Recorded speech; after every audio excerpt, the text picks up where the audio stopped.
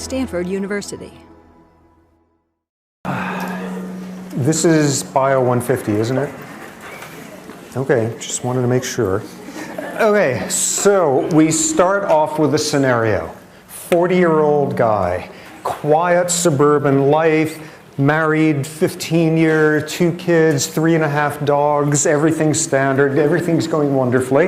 And one day, out of nowhere, he punches somebody in the face at work. Totally bizarre, out of character. The guy is standing there by the water cooler and makes some comment on some baseball team, takes exception to it, punches him in the face. Utterly strange. Things are quiet. 3 months later, his wife of 15 years, happy marriage, discovers he's having an affair with a 16-year-old checkout kid down at the Safeway. Really weird. Then 3 months after that, he absconds with all the money at work, embezzles it, disappears, and is never seen again. 3 possibilities. First one, this guy is a truly deep creep. Second, he is having the most immature midlife crisis you could ever imagine. Third possibility, he has a mutation in one gene in his head. And what we'll be seeing is this is exactly the profile that you get in a certain neurological disease where it's one gene that's out of whack. First demonstration of that. Okay, just to get a sense of who's here, how many of you think there is a genetic influence on sexual orientation? Okay, how many think it is possible for prenatal events to influence your political opinions 30 years later? Okay. How many think that there is a valid way of using biology to understand who's religious and who isn't? Yeah, not quite as many hands there. Okay, as long as we're in that terrain. How many people believe in God? How many people believe in souls? How many people believe in evil? How many people believe in free will? That's going to change. Okay. Oh, I might as well ask, is there anybody in this room who actually does believe in evolution? Just wanted to make sure, see what we're dealing with here. Okay, how many think that there is a genetic influence and that there's a basic biological difference, a sex difference in levels of aggression? How many think there's biological bases of sex differences in intelligence? Okay, who thinks it's all explained by nature? Who thinks it's all explained by nurture? Who think there's a magnificent, fascinating, nuanced interaction between nature and nurture? Yay, okay, well, everybody's going to get an A+ then. You already have the course under control. Okay, so we start off trying to find something in common. Look at these 4 events here. Or not, in terms of being scraped out there. But these are 4 circumstances that have something surprising in common. Having your period, having a brain tumor, eating a lot of junk food, taking anabolic steroids. Those of you who are not oriented to it, that's the ones that build up your muscle, like testosterone derivatives. Okay, these all have something in common. Having your period, having a brain tumor, eating a lot of junk food, and taking a lot of anabolic steroids. Anybody want to fathom a guess what's the commonality amongst the 4 of them? Yeah. Hormones, good. Okay, we're often running with hormones. Good. Even more specific than that. Something they all have in common. Oh, come on, somebody want to guess? I see these brief movements of hands there as people change their mind. Okay, it all has to do with hormones. They all have hormones in common, I say, trying to facilitate somebody making the next guess. Oh, come on, they all have something. Okay, we got to get out of here at some point. These all have 4 things in common. All of these have been used successfully in courts of law to explain the behavior of a murderer. In the first case, a number of cases where the fact that a woman was having her period at the time of killing someone was part of what a jury said led them to exonerate the person, a literature showing that a disproportionate share of female aggression comes around the time of menses. Next one, there is an area of the brain you will know oh so much about over the next 3 months called the amygdala that has something to do with aggression and has something to do with fear. And you get a brain tumor there, and in a number of cases, you get someone who is uncontrollably violent. And this has also been used successfully in a court of law. Junk food. Any of you who are San Francisco history buffs will know 20 years ago, 30 years ago, Dan White, a disappointed office seeker, assassinated the mayor of San Francisco along with Harvey Milk. And as part of his remarkably successful defense for a double murderer that led to a remarkably short jail sentence was the famed Twinkie defense.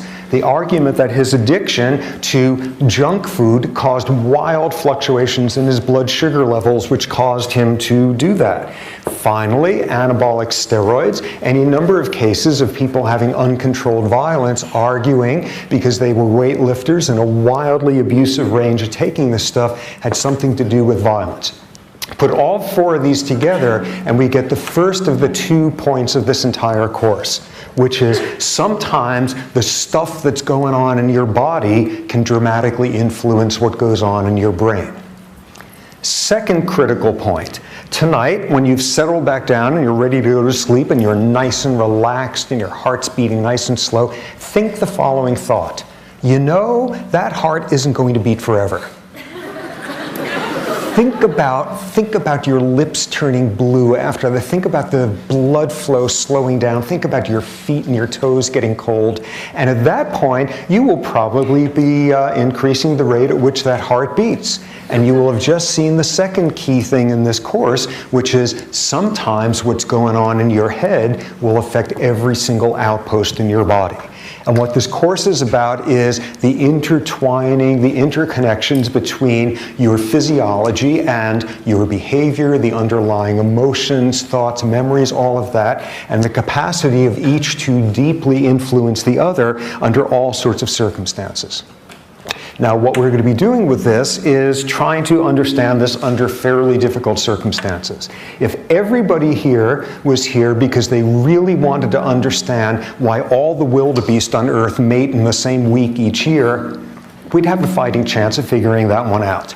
But that's not what we want to understand. We don't want to understand why birds migrate and don't get lost. We want to understand human behavior. Worse than that, harder than that, human social behavior. And hardest of all, in some cases, some grossly abnormal human behavior. And if you're going to try to do that, there's a problem, which is officially, it's complicated. It is a huge, messy process trying to make sense of the biology of human social behavior. And just as all sorts of realms, when one deals with messy, complicated problems that you need to think about in some wildly interacting way, we all have a strategy that we come up with. A strategy to make things easier, which is that we think in categories. We think in categories, we take things that are continua and we break them into categories, and we label those categories. And we do that in various settings because it could be extremely useful. For example, somebody give me an estimate on how long this line is. A foot. Okay, people who said a foot, what is it that went through your head to figure it out? You imagined how long a ruler is. This is 11.5 inches because it's 11 inches and 8.5 by 11. But everybody in here has this category in their head, things that are kind of the same length as a ruler. A continua of lengths, and there's a category for that. Suppose I'm telling you I have some friend who's a runner, he runs the mile, he's incredibly fast. In fact, he's one of the best runners in the country at this point. How fast does he have to have run the mile or better for you to be deeply impressed? Under 4 minutes, and thus we have another categorical boundary there of there's an infinite variety of speeds with which you can run a mile, yet we have in our heads this boundary, people who are under 4 minute milers, you are very impressed with. Okay, now I want to impress you with another friend of mine who's a painter. And this person is such a great painter that they paint with 11 different colors. That doesn't work, because that's not a category that we have. We don't classify the quality of, or hopefully not, we don't classify quality of paintings along those lines. But what we begin to see here is, in the right areas, we have categories that we impose on things that are not categorical. Here's an example. Why should you do this? Where'd the example go?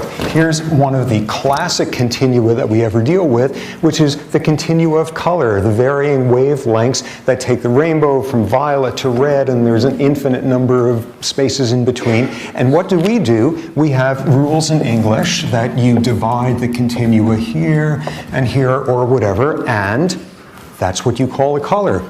This is red, everything from here is red, everything here is orange, so on. You take a continua and you break it into boundaries. Why do we do that? Because it makes it easier to store the information away. Instead of remembering the absolute features of something, you simply say, it's a sub 4 minute miler. It's a line that's almost the length, that's about the length of a ruler.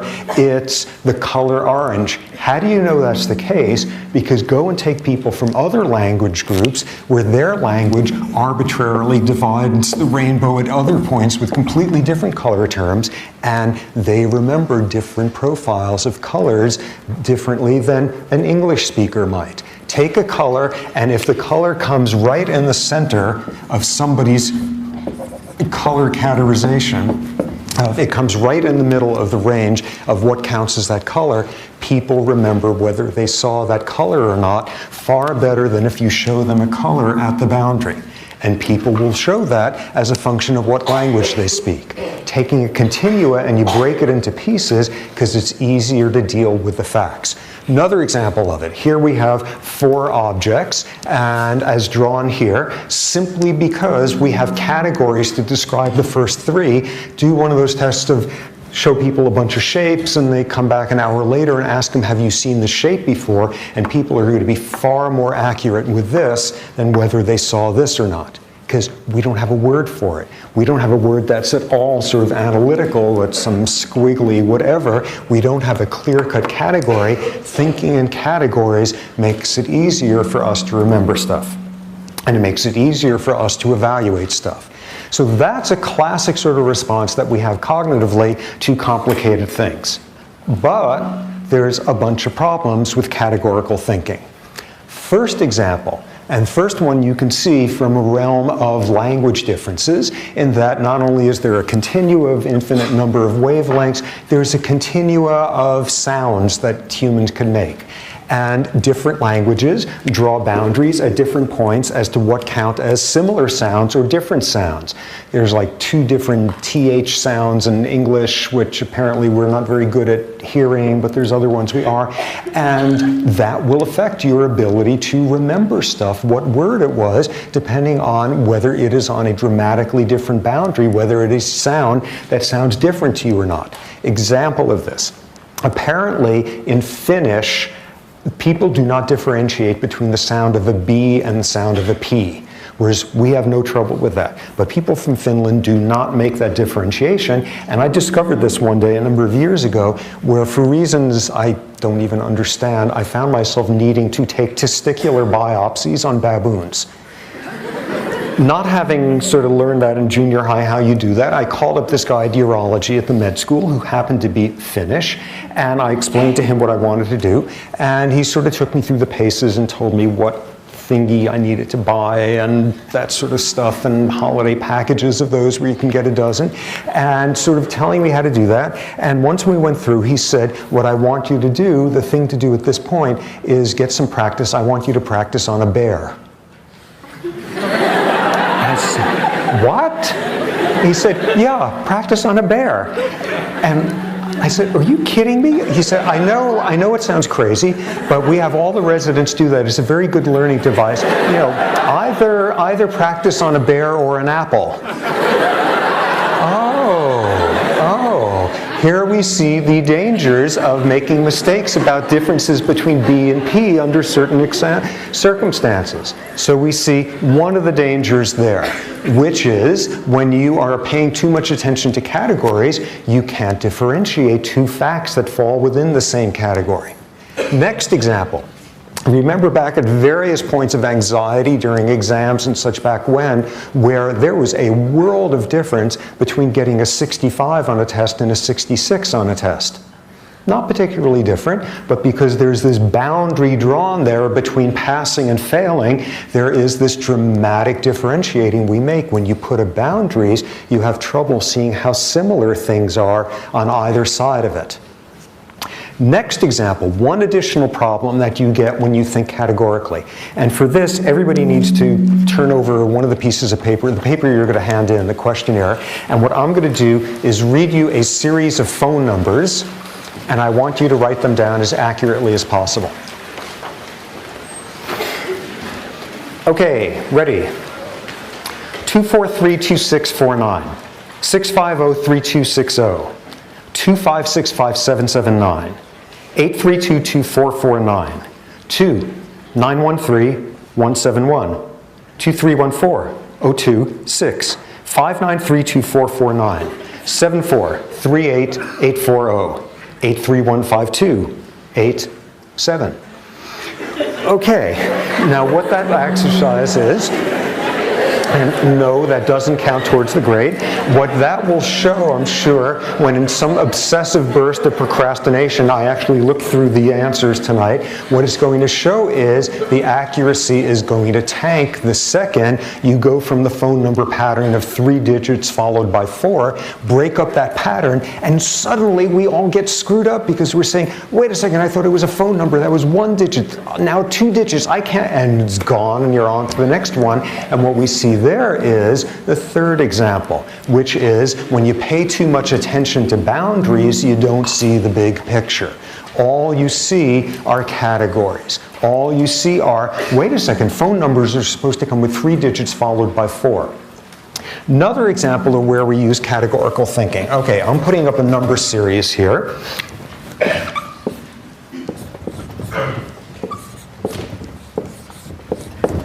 Okay. Oh my God. Okay, what's the next number in this series? And why? 42. How come? Plus 10, plus 9, plus 11, plus 8, plus 12. Okay, so we're kind of oscillating all over the place there. Okay, so that's as valid as anybody else's. Who else has an X number in line there? What's that? 45. How come? You're having 1, 2, 3. Okay. Were you going to take that? 45. That's very... Okay, what else? Let me make it a little bit easier here.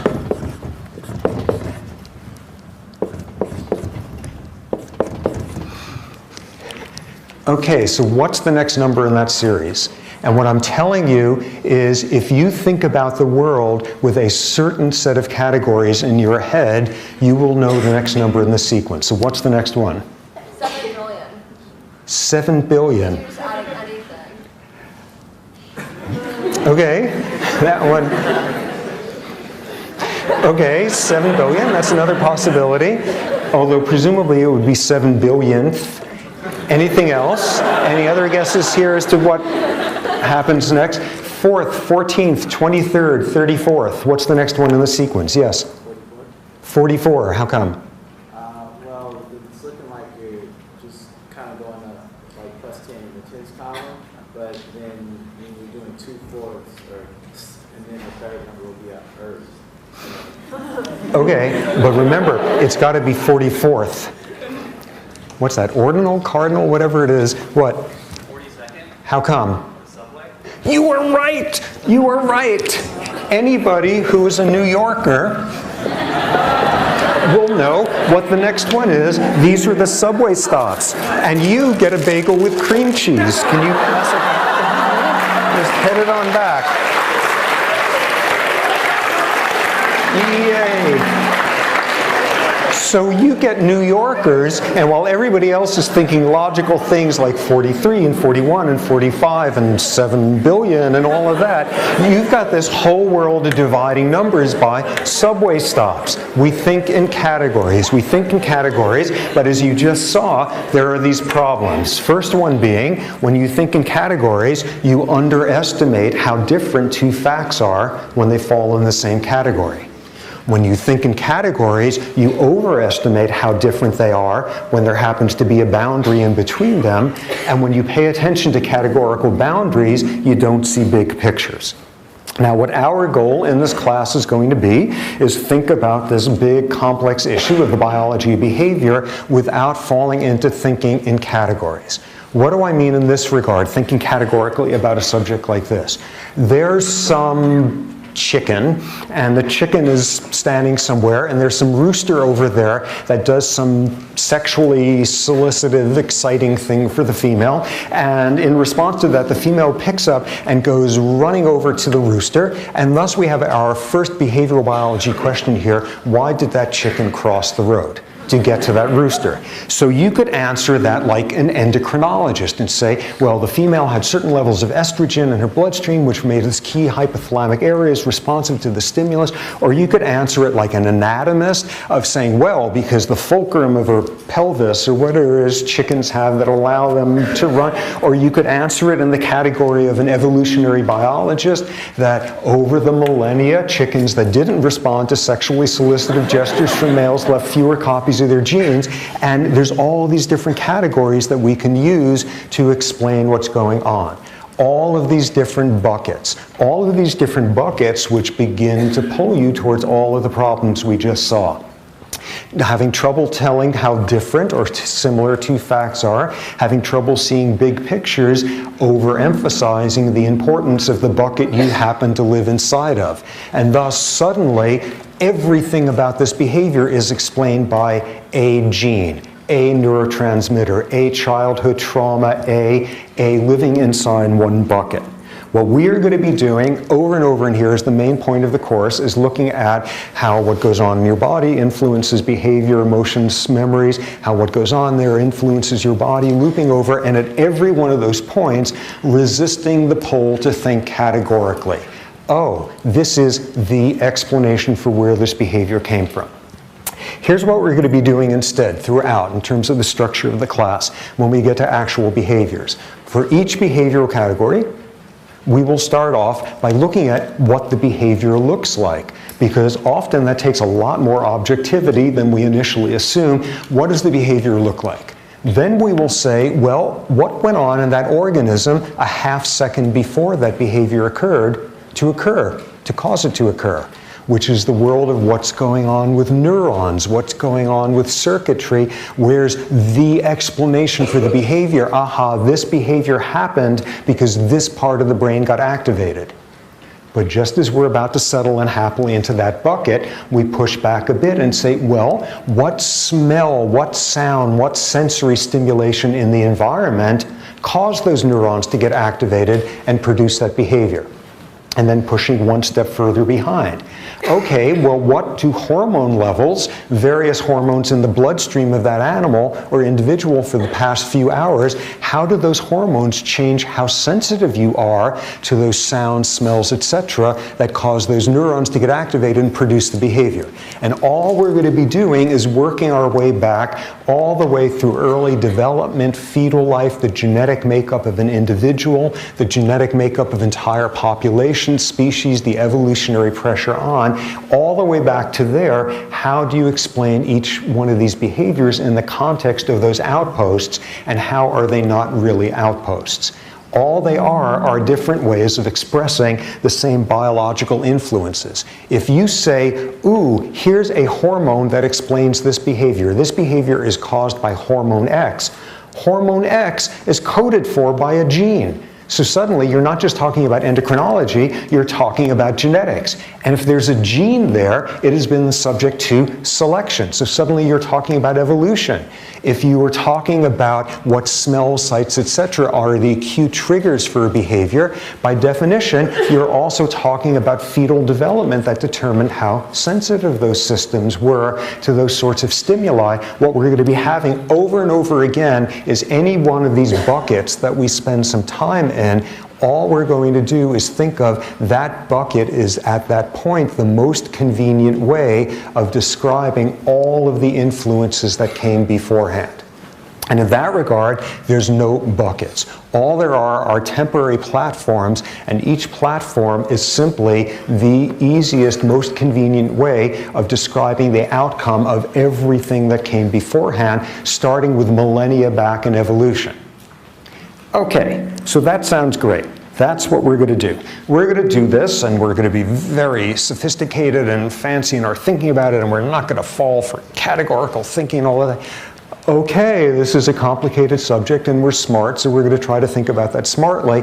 That's great, but like maybe this is just an irritating song and dance here of, ooh, we're not going to fall for categorical thinking like people out there. Obviously, when people are thinking about stuff like behavior, and they do this professionally, professional biologists, biology, behavior type, yes, they understand also. This is just this straw man, ooh, we're going to be more sophisticated in our thinking than endocrinologists and geneticists and all of those. They obviously know that these things interact, and it's not just one explanation, and it's just the area they focus on. They understand that. Let me read you a few quotes to show just how much some of these folks don't understand that. First quote, "Give me a child at birth from any background and let me control the total environment in which he is raised, and I will turn him into anything I wish him to be, whether doctor, lawyer, beggar, or thief." This was John Watson, 1912, one of the founding fathers of the school of psychology called behaviorism. Behaviorism that sort of reached its apogee with this guy B.F. Skinner in the 1950s, this notion that if you could control the rewards, the punishments, the positive, the negative reinforcements, you could turn anybody into anything you want, whether doctor, lawyer, beggar, or thief. And we know that isn't the case. We know that's not possible. We know that all you have to do is throw in one other factor, like a lot of protein malnutrition during fetal life, and you're not going to be able to do that. That being a crude example of just how wrong this guy was. You cannot have all the control over the environment and turn somebody into whatever you want. Here's a guy living pathologically in this bucket that behavior could be explained solely by understanding reward and punishment. Interesting factoid, this John Watson guy, shortly after that, he was driven out of academia for a wild scandal that he was involved in, and he spent the rest of his career apparently as an extremely successful advertising executive. Going to show you something. He may not have been able to turn people into anything he wanted, but apparently he could make them buy all sorts of gewgaw nonsense. Okay, next quote.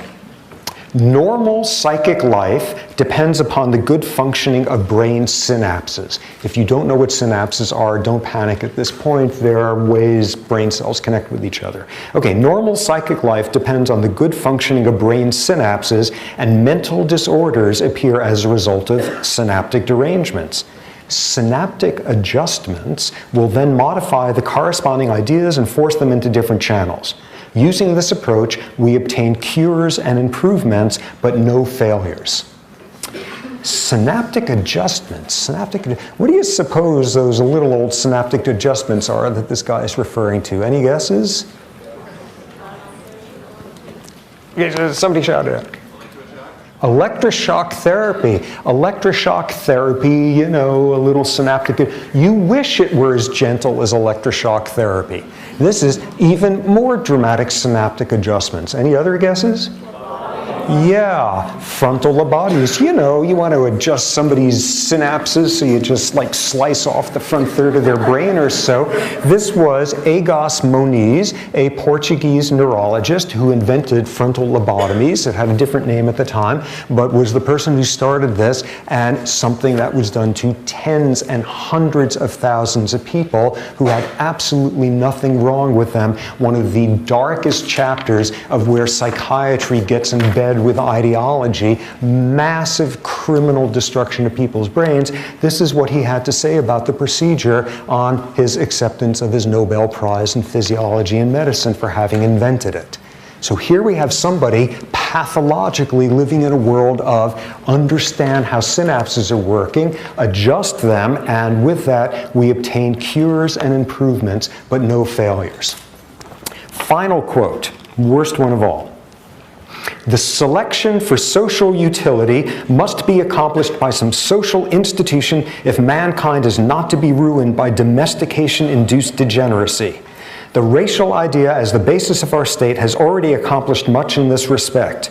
We may and we must rely on the healthy instincts of the best of our people for the extermination of elements of the population loaded with dregs. Anybody want to guess who that was? Hitler. Nah, Hitler, that behavioral biologist, he was a little bit busy at the time. This was instead one of Hitler's main scientific propagandists. This was somebody living pathologically in a box that doesn't even exist, having notion of race and ethnicity and genetics and all of that, saying, let me fix that one, let me exterminate the elements of the population loaded with dregs, and I'll fix up that little problem of fixing something that ain't broken. And who was this? This was a scientist named Konrad Lorenz. Konrad Lorenz, who probably a lot of us are familiar with. Konrad Lorenz was one of the founding fathers of ethology. We'll learn all about that. But he, like everybody knows him, winding up in all the little kid nature books. Konrad Lorenz discovered imprinting in birds, and he'd be going around. He was this little Austrian guy with this cherubic white beard, and he'd always have these little Austrian shorts and suspenders, and there would be a whole bunch of duckies following him because they thought he was mom, and he was totally charming and irresistible, and this sort of old imprinting with his ducky kids. And he also happened to be a rabid Nazi propagandist who went to his grave saying that there was nothing wrong with what he did. These are not crappy fourth-rate scientists. These are not people working at, you know, the University of the Desert of Podunk or whatever. These are among the most influential scientists of the last century. These are people who influenced how people were educated, and when we decided it wasn't worth the effort of doing it, these are people whose influence led to the brains being destroyed of hundreds of thousands of people who had nothing wrong with them. These are the people who led to the notion that you fix up a problem that doesn't exist by exterminating 9 million people. These are not minor scientists. These are the most influential people of the last century coming out of science in many ways, living pathologically inside their own buckets and how they could explain the entire world. And thus, again, our goal is going to be to not fall for that, to think about human behaviors, and in some cases, to think about some of the most disturbed, some of the most frightening, damaged human behaviors, and resist the temptation to think inside a bucket and find the explanation. Again, every level we're going to talk about genes, hormones, neurons, environmental influence, whatever it is, that point will simply be the easiest way of describing all of the influences that came before. They're not even temporary buckets, there's no buckets. That will be our goal. Now, in thinking about this and approaching human behavior, the biology of human social behavior, often the biology of abnormal human social behavior, we're going to have 3 intellectual challenges. The first one is recognizing circumstances where there is nothing fancy about us whatsoever. We are just like every other animal out there. And where the challenge is to accept that. Let me give you an example. You are a hamster. You are a female hamster. And you're sitting in your cage, and as a female hamster, what you do is you ovulate every 5 days or so, and you're going about your business and everything's great. Now, somebody puts another female hamster in the cage with you. And over the subsequent month or so, what happens is both of you will begin to lengthen your cycles and eventually synchronize them so that you are both ovulating the same afternoon on a regular basis. Amazing. This actually works this way.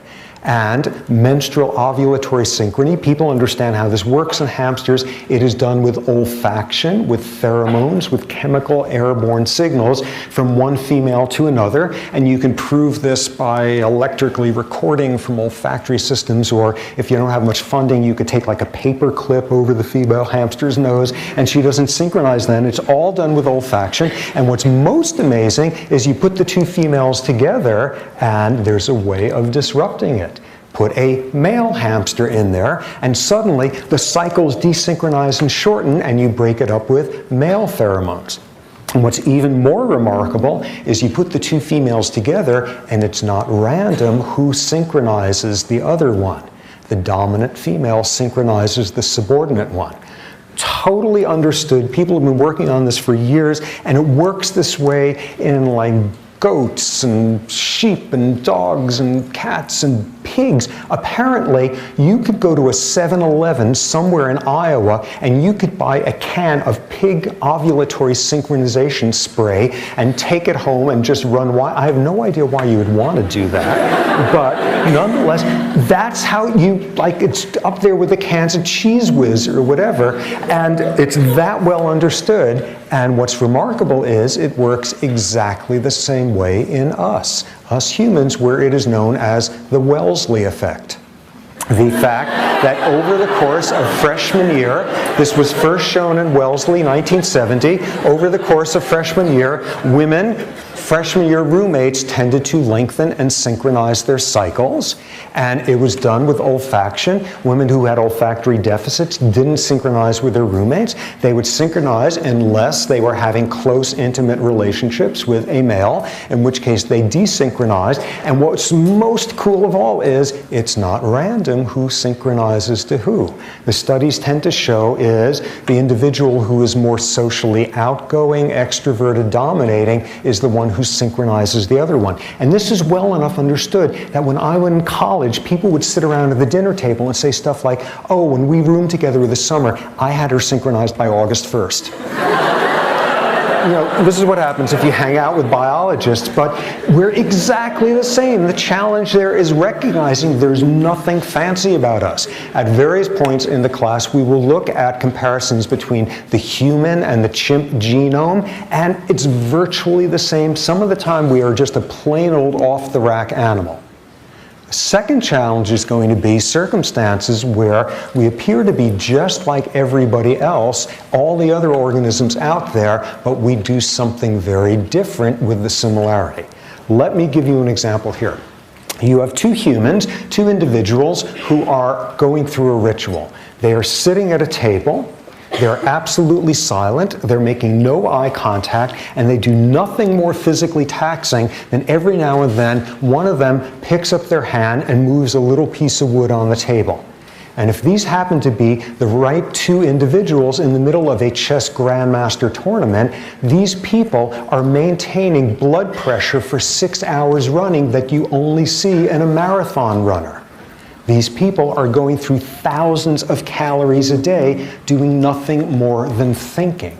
And this is outrageous because you look at one of these chess grandmasters who's just taken down an opponent and took their queen or whatever, and they will have the exact same physiology as some male baboon on the savannah who's just ripped the stomach open of his worst rival. And we're doing it there just with thought. And some of the time, what's remarkable about us is we have absolutely typical, boring physiology, but we use it in ways that no other animal could. We get stressed by the inevitability of our mortality. We get stressed by reading something awful that has happened to a child on the other side of the planet. We get stressed by somebody zooming past us in some sports car and we decide that we are now economically inadequate. And you never even see the person's face. You just see the car. We get stressed reading about something awful happening to a character in a novel.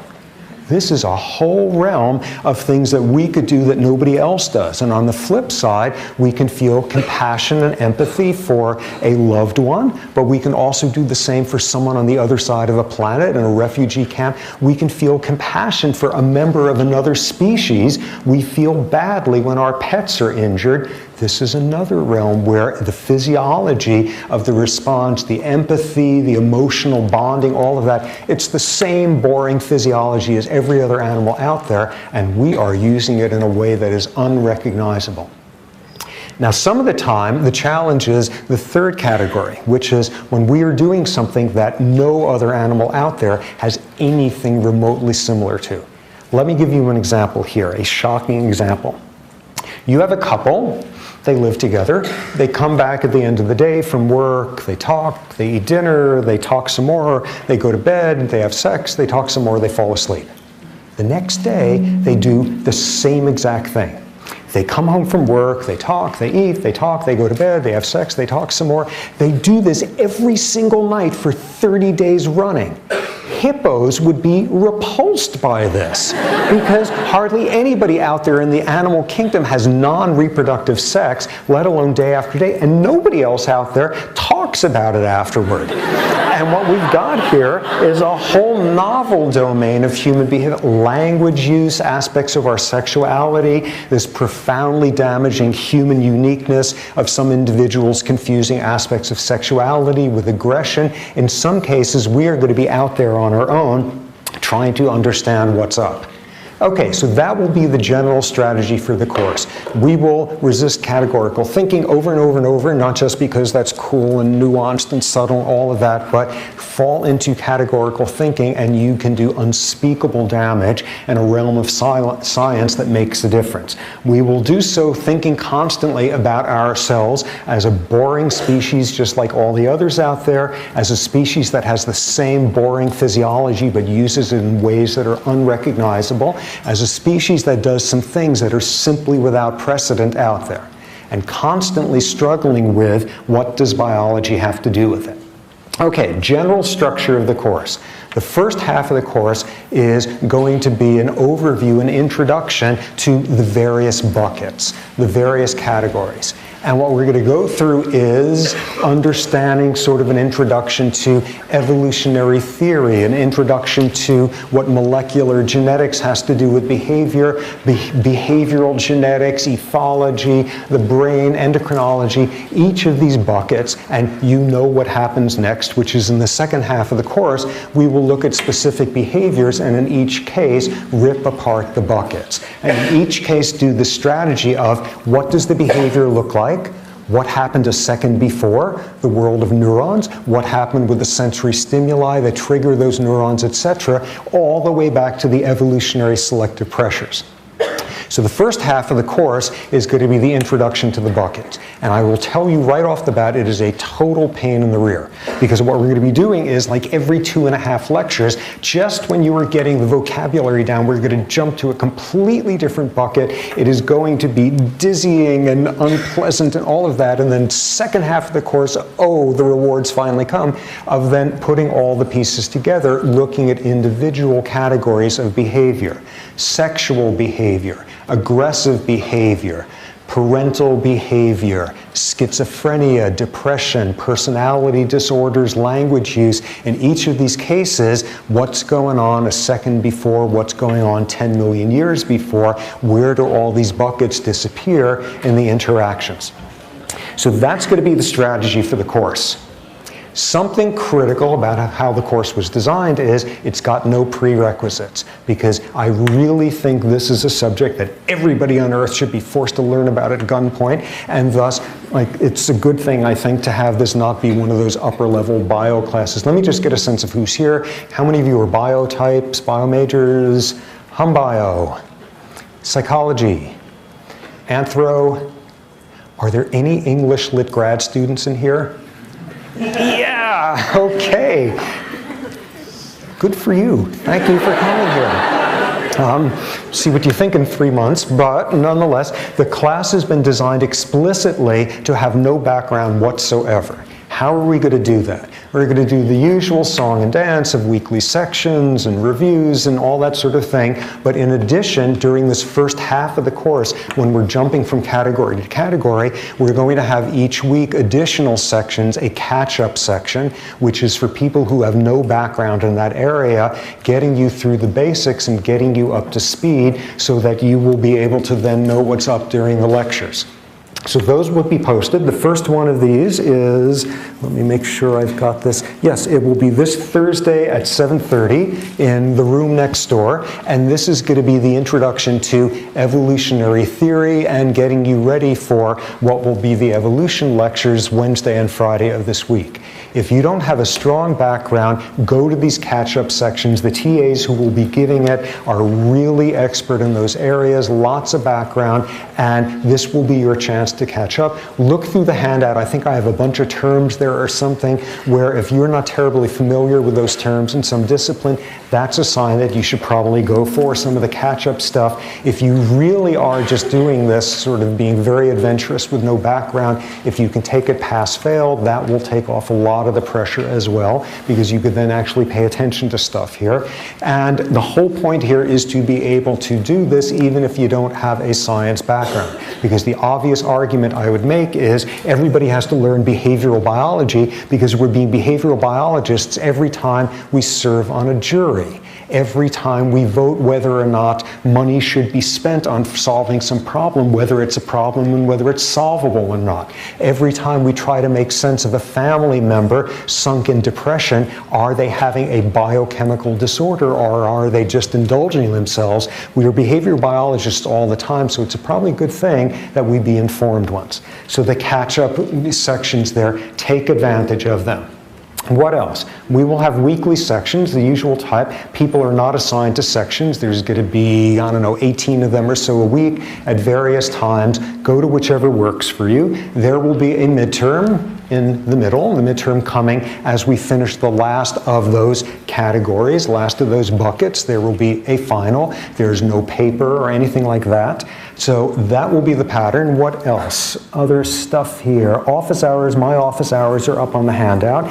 Other things, breaks. We will, with any luck, be able to, I with any luck will be able to be organized enough so that during each stretch of class, there will be a 5-minute break in the middle so you can stand up and just get to the front of the line for the bathroom, and then we will resume promptly before you get in there. So just to let you clear your heads a bit. Assignments, books, reading. There are 2 books that I have assigned for the course. One is by me, and you don't even have to read it. Just go buy a bunch of copies and bring me the receipt, and you got a great grade in there. Okay, so that one's going to be pertinent to the second half of the course. We're going to give you a list of the chapters that make the most sense to read. The other book is a book by an author named James Gleick called Chaos. Chaos, year after year after year in this class, provokes the strongest opinions. A quarter of the people decide it is the most irritating, irrelevant thing that could possibly have been assigned in the class and hate it. About half the people never quite figure out what's up with it. And a quarter of the people, their life is transformed. They no longer have to meditate. They no longer have to have they are at peace. At peace, I tell you. Because what this book does is introduce this whole radically different way of thinking about biology, taking apart a world of reductionism. For 500 years, we all have been using a very simple model for thinking about living systems, which is if you want to understand something that's complicated, you break it apart into its little pieces. And once you understand the little pieces and put it back together, you will understand the complex thing. And what chaos as an entire field is about, and this was pretty much the first book that was meant for the lay public about it, what chaos shows is that's how you fix clocks. That's not how you fix behaviors. That's not how you understand behaviors. Behavior is not like a clock. Behavior is like a cloud. And you don't understand rainfall by breaking a cloud down into its component pieces and gluing them back together. So read through that book. A lot of it is from physical sciences rather than biological, so we'll just be suggesting the chapters you should read. I will tell you, it is the first book since like Baby Beluga where I've gotten to the last page and immediately started reading it over again from the front, because along with Baby Beluga, it's had the greatest influence on my life. I found this to be the most influential book in my thinking about science since college, so that is a sign. There will also be a bunch of lectures in the second half of the course covering these fields of chaos and complexity, and if you really think about it, it is going to force a change in everything else that you bring to thinking about this subject. In addition, at this moment, there is not a reader, because I'm trying to avoid having to get you guys to have to buy a reader. I'm trying to redo all the assigned readings so that it will just be from papers that are available online, that you'll be able to download. I'm about halfway through getting them there. With any luck, there will not have to be a reader, but if it does exist, it's not going to be big. It won't be terribly expensive, but there will be a bunch of readings online to download, and it will vary. In some cases, it will be reading the whole paper. In some cases, I'll be suggesting you just read the abstract. In some cases, it will be to understand what's happening in the paper in detail. In some cases, this is an example of how people in this bucket think about this problem. Just read the abstract. So all of that will be assigned and made clear. What other stuff? There's going to be a huge amount of information online. The coursework is going to be set up for the class. There will be copies of the handouts. There will be lecture notes that I have that will be about 5 to 10 pages covering each lecture, which will get to about the middle of the course, and I suspect I will run out of steam by then, so they won't occur for the second half. There will be commonly asked questions. There will be a Q&A. There will be course logistics. Some of the slides will be put up in there. Make use of that. There will be announcements about time changing for office hours and things like that. Make sure you make use of that. And people who are not formally enrolled, we are figuring out a way for you to get access to it as well. We've also made the decision that after this lecture, the handouts will not be on paper. And that is because, well, roughly for each lecture, we will go through about 5,000 pieces of paper, even double-sided. All of the stuff will get posted on coursework the day before. And if that's going to make it impossible for you to follow what happens in class because you are the last human on Stanford who is not living off of a computer screen, come and talk to me and we will slip you an actual paper copy of the handouts. Most of the, with any luck, we can avoid using paper just because of how many people there are in here. Let's see, other stuff. Sections will start this Thursday, the regular sections. All of those will be posted, the times for that. Office hours won't start until next week. Midterm will be in an evening rather than during a class time. And if we're on schedule, the class time that day will be used for review.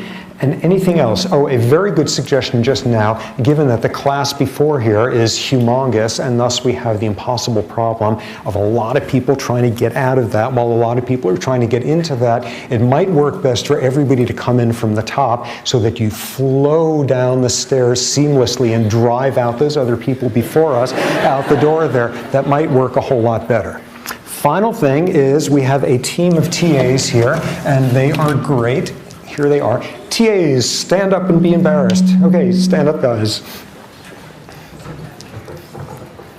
There they are. There's all but one of them who is in transit. There they are. These guys are great. They have either taken the course before, in some cases they've TA'd the course before, they are grad students in various of the bucket specialties. I would strongly suggest taking advantage of the sections. What will evolve after the first few weeks is there will be the regular sections going over the course material, sort of in the usual way. There will also be more advanced sections for people who have stronger backgrounds. Take advantage. Okay, you guys can sit down.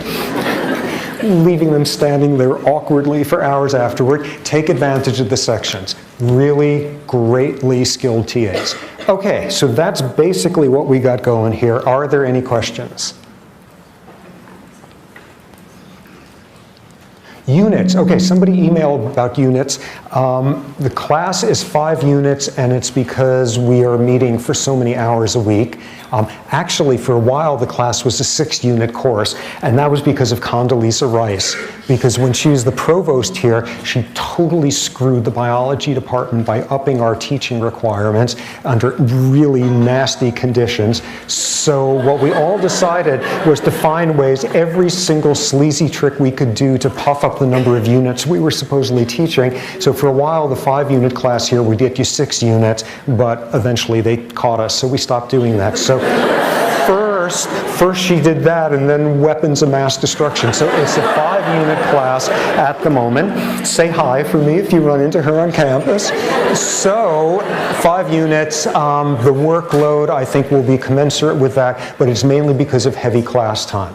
One additional thing, lectures are going to be taped and put up online within a day or so on coursework. The reason for that is, given that this spans 2-hour block, a lot of people have to miss one of the hour blocks, and in the past it has worked to be able to get the stuff up online, so that will be advantageous for some folks.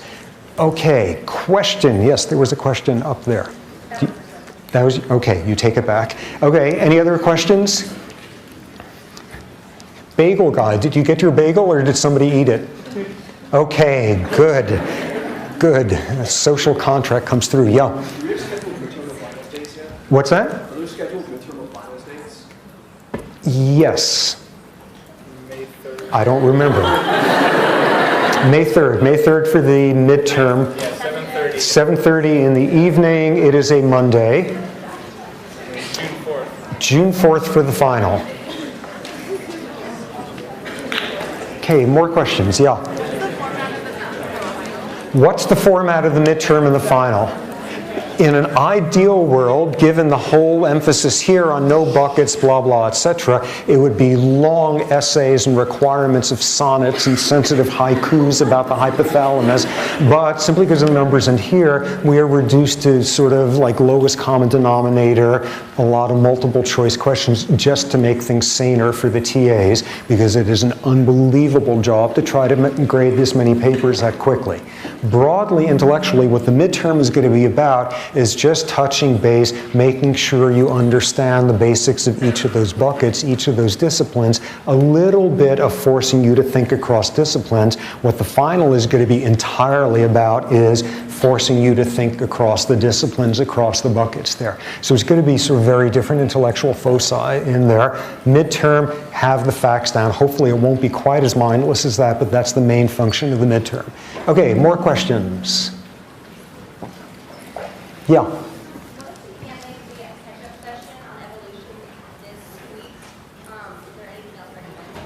Okay, TAs, did you guys decide to videotape the catch-up section?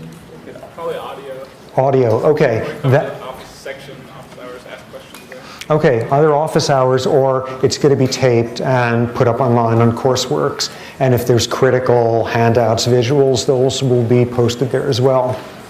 Good, more questions? Yeah. Are those catch-up sessions going to be every Thursday or something? Yes. And it's going to be for each, it's going to be in advance of the next 3 lectures. Since, yeah. Final is at 7:30 for 2 hours. The final, oh, the final, 5:15. 12:15.